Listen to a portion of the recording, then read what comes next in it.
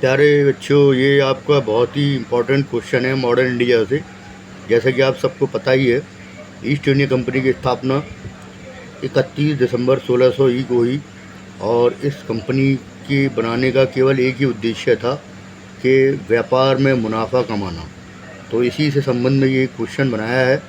East India company को प्राप्त दीवानी अधिकारों को भारतीय प्रशासन तथा अर्थव्यवस्था पर क्या प्रभाव पड़ा, स्पष्ट कीजिए। यानी कि ईस्ट इंडिया कंपनी जो पहले एक व्यापारिक संस्था थी, उसे भारत में धीरे धीरे इतनी शक्ति प्राप्त हो गई कि वो दीवानी अधिकारों को भी प्राप्त करने में सफल हो गई थी।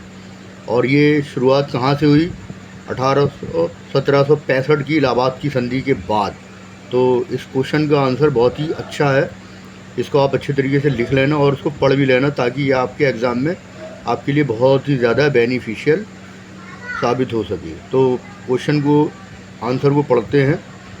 1765 की इलाहाबाद की संधि के बाद मुगल शासक शाह आलम सेकंड ने कंपनी को बंगाल, बिहार और उड़ीसा की दीवानी प्रदान की। इसके बाद कंपनी को राजस्व वसूली और दीवानी न्याय का अधिकार प्राप्त हुआ।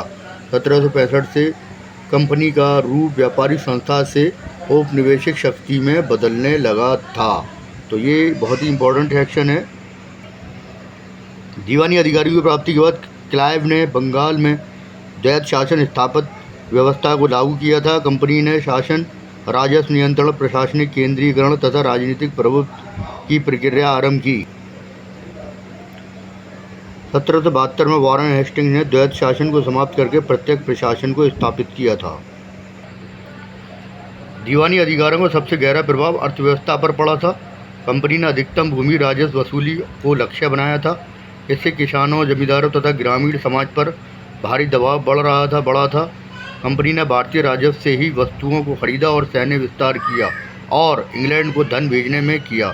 इससे भारत में कंपनी द्वारा राजस्व संग्रह, धन निष्कासन व आर्थिक शोषण की औपनिवेशिक संरचना का विकास हुआ। कंपनी की लूट के कारण बंगाल की समृद्धि तेजी से घटी, कुटीर उद्योग प्रभावित हुए और कृषि संकट गहरा हो गया था। 1770 का बंगाल का अकाल इस शोषणकालीन नीति की गंभीरता को साफ दिखाता है।